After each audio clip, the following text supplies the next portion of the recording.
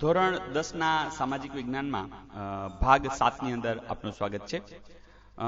પ્રશ્ન પહેલો, કુર્ગ પ્રદેશ કોફીના વધુ ઉત્પાદન માટે જાણીતો છે તે ભારતના કયા રાજ્યમાં આવેલ છે? જવાબ છે કર્ણાટક. ભારતીય સંસ્કૃતિ વિશ્વની તમામ સંસ્કૃતિઓથી એક આગવી છાપ ધરાવે છે. આના ઉદાહરણો કઈ વાર્તાઓમાં જોવા મળે છે? તો એનો જવાબ છે પંચતંત્ર.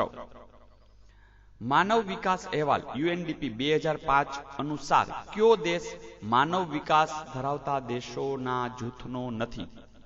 કેનેડા એ છે, નોર્વે પણ છે, ઇઝરાયલ પણ છે, રશિયા છે નથી. કયો પાક ખરીફ પાક તેમજ રવિ પાક છે? તો એરંડીઓ છે એ ખરીફ અને રવિ બંનેમાં છે. ચૂનાના પથ્થરનો ઉપયોગ નીચેના કયા ઉત્પાદનમાં થાય છે? તો ખાંડ શુદ્ધિકરણ. ખનિજોના વર્ગીકરણમાં કિંમતી ખનિજોના જૂથમાં નીચેના કયા એક ખનિજનો સમાવેશ થતો નથી? તો ચાંદી, સોનું, પ્લેટિનમ એના સાપેક્ષમાં જે તાંબુ છે એનો સમાવેશ થતો નથી. ખજુરાહોના પ્રારંભિક સમયમાં બધા જ મંદિરો કયા પથ્થરમાંથી બનેલા છે? જવાબ છે ચૂનાના પથ્થર. તંત્ર, હોરા અને સંહિતા શું છે? એ જ્યોતિષ શાસ્ત્ર છે. કયા સ્તૂપો નો એક સ્તૂપ છે એ ગુજરાત રાજ્યના બહારનો છે? તો દેવની મોરી સ્તૂપ એ અહીં છે, બોરિયા સ્તૂપ એ પણ ગુજરાતમાં છે, ઇટાવા સ્તૂપ એ પણ છે, પણ લોરિયા સ્તૂપ તો એ બહારનો છે. ભારતની કુલ ઘરેલું પેદાશ એટલે જીડીપી એની વૃદ્ધિમાં મુખ્ય અવરોધક પરિબળ કયું છે? જવાબ છે વસ્તી વધારો. કયું જોડકું અલગ પડે છે? શુદ્રક એ છે મૃચ્છકટિકમ, બાણ કાદંબરી, દંડી દશકુમાર ચરિત, કાલિદાસ ઉત્તર રામચરિત એ ખોટું છે. કાલિદાસ ઉત્તર રામચરિત એ ખોટું છે. ગુજરાતી સાહિત્યના લેખકોને તેમની કૃતિઓ સાથે જોડી યોગ્ય વિકલ્પ પસંદ કરવાનો છે. જેમ કે મીરાબાઈ તો એમના જે પદ છે વખણાય છે, દયારામ છે તો એની ગરબી વખણાય છે, અખો તો એના છપ્પા વખણાય છે, અને પ્રેમાનંદ છે તો એના આખ્યાન છે એ વખણાય છે. ત્યાર પછીનો પ્રશ્ન કે કયા શહેરને 7 ગુફાઓનું શહેર કહેવામાં આવે છે? તો એ છે તિરુવનંતપુરમ. પ્રસિદ્ધ કૈલાસ મંદિર કઈ ગુફાઓમાં આવેલ છે? જવાબ છે ઇલોરા. કોઈ પણ રાષ્ટ્રની સાચી સંપત્તિ અને સાચી મૂડી તેના ખાલી જગ્યાની ઊંચી ગુણવત્તામાં છે. તો એનો જવાબ આવે નાગરિકો. ઉત્પાદનની પ્રક્રિયામાં જમીન, મૂડી, શ્રમને યોજનાપૂર્વક જોડવાની કામગીરી એટલે એનું નામ પણ આવશે નિયોજન. ભારતમાં હેક્ટર દીઠ ખેતી પાકોનું ઉત્પાદન ઓછું થાય છે. તેમાં એક કારણ સાચું નથી. સામાજિક કારણો, નાના ખેતરો, ખેતીલાયક જમીન ઓછી, આ તો બધું છે, પ્રોબ્લેમ છે જ. સિંચાઈની અપૂરતી સગવડો એ પણ ખરું. વૈજ્ઞાનિક અભિગમનો અભાવ એ પણ ખરું. શિક્ષિત ખેડૂતો તો એ જવાબ આવશે શિક્ષિત ખેડૂતો. ત્યાર પછીનો પ્રશ્ન છે કે લિગ્નાઇટ કોલસામાંથી વિદ્યુત ઉત્પાદનનું કેન્દ્ર કચ્છ જિલ્લાના કયા સ્થળે આવેલું છે? જવાબ છે પાંધ્રો. વિદેશી વિરોધી આંદોલનથી કયા બળવાખોર સંગઠન ઉદ્ભવ પામ્યું? તો એ આવશે ઉલ્ફા.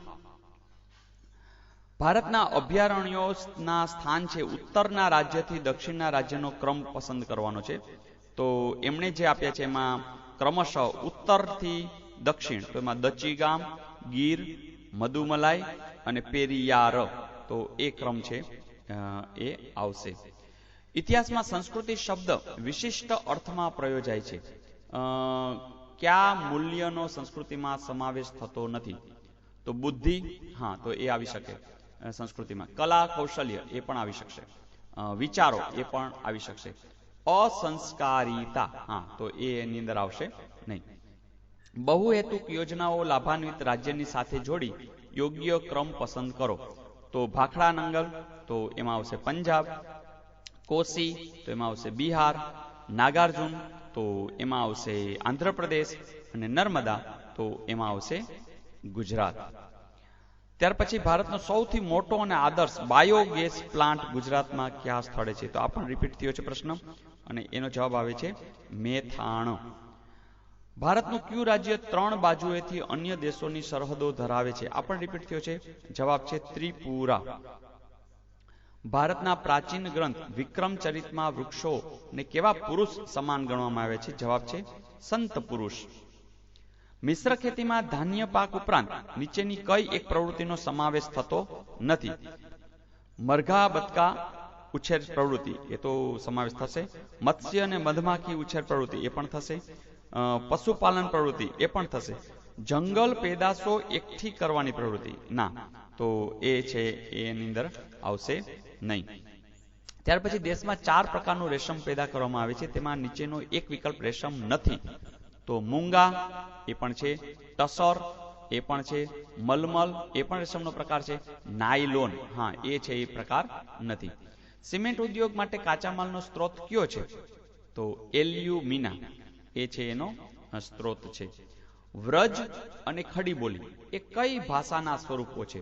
તો વ્રજ અને ખડી બોલી છે એ હિન્દી ભાષાના શબ્દો છે.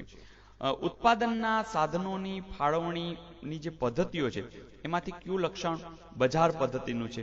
તો મિત્રો, ઉત્પાદનના સાધનોની માલિકી ખાનગી અથવા વ્યક્તિગત હોય છે. રેલવે મુસાફરો માટેના ડબ્બા કયા સ્થળે બને છે? તો કપૂરથલા, યાદ રાખજો. એક દ્રવિડ કુળની ભાષા ગણી શકાય નહીં, તો મલયાલમ ગણી શકાય, કન્નડ ગણી શકાય, તેલુગુ ગણી શકાય, બંગાળી છે એ ગણી શકાશે નહીં. નીચેનામાંથી કોણ રાષ્ટ્રની સંપત્તિ ગણાય છે? તો પુરુષો, સ્ત્રીઓ, બાળકો અને વૃદ્ધો. તો બાળકો છે એ રાષ્ટ્રની સંપત્તિ ગણાય છે. ભારતમાં ગરીબીનું પ્રમાણ કયા રાજ્યમાં વધુ છે? તો ઓરિસ્સા એટલે કે ઓડિશાની અંદર વધારે છે. કયું કુદરતી કારણ પર્યાવરણના અવક્રમણ માટે જવાબદાર નથી? તો અનાવૃષ્ટિ છે એ છે એ જવાબદાર નથી. ઐતિહાસિક યુગોને સમયના ક્રમ પ્રમાણે પ્રથમ યુગથી અંતિમ યુગ, તો સૌથી પહેલો જે યુગ આવશે પાષાણ યુગ, તામ્ર યુગ, કાંસ્ય યુગ અને લોહ યુગ. ત્યાર પછીનો પ્રશ્ન, ભારતે ઉદારીકરણની નીતિનો અમલ કર્યો છે એવું કઈ બાબતના આધારે કહી શકાય? તો મિત્રો, મોટા ભાગની ચીજવસ્તુઓની આયાત મુક્ત કરવામાં આવી છે, એટલે એની સામે બીજા વિકલ્પ આપ્યા છે. પંચવર્ષીય યોજનાઓ શરૂ કરવી, ખેત પેદાશોના ટેકાના ભાવો જાહેર કરવા, ગરીબી નિવારણ કાર્યક્રમો કરવા શરૂ કરવા, તો એ નહીં આવે.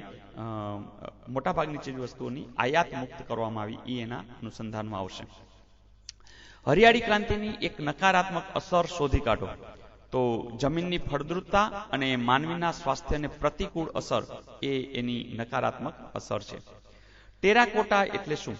તો કાચી તેમજ પકવેલી માટીના વાસણો અને વસ્તુનું ઉત્પાદન એ ટેરાકોટા છે.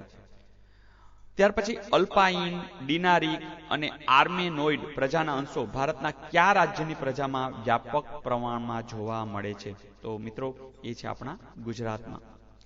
સાપેક્ષ ગરીબી કઈ રીતે જાણી શકાય છે? તો લઘુત્તમ આવક દ્વારા. ભારતના નાગરિકોને સામાજિક, આર્થિક અને રાજનૈતિક ન્યાય આપવાનો સંદેશ કોણ આપે છે? તો મિત્રો, આપણું ભારતનું જે બંધારણ છે એના આમુખની અંદર આ વાત છે. કઈ યોજનાનો હેતુ ગ્રામ્ય વિસ્તારના લોકોને વેતનની સાથે કામના બદલામાં અનાજ પૂરું પાડવામાં આવે છે? તો એ છે સંપૂર્ણ ગ્રામીણ રોજગાર યોજના. નટરાજનું શિલ્પ નાદંત નૃત્ય કલાનો નમૂનો કયા સંગ્રહાલયમાં સચવાયેલો છે? તો એ ચેન્નાઈ મદ્રાસ સંગ્રહાલય છે એની અંદર આવેલો છે. અસ્પૃશ્યતા પ્રવર્તી હોય એવા 2 ધર્મો તારવી બતાવો. તો એમાં છે હિન્દુ ધર્મ અને શીખ ધર્મ. ભારતીય સાહિત્યના વારસા સંબંધિત કયું વિધાન પૂર્ણતઃ સાચું છે? તો કૌટિલ્યનું અર્થશાસ્ત્ર વહીવટી વિજ્ઞાનની કૃતિ છે, એ વિધાન છે એ સાચું છે. નીચેના વિદ્વાનોના જૂથમાંથી એક વિદ્વાન જુદા પડે છે, કોણ? જેમ કે ચરક, ભાસ્કરાચાર્ય, બ્રહ્મગુપ્ત અને બોધાયન. તો જવાબ આવશે બોધાયન.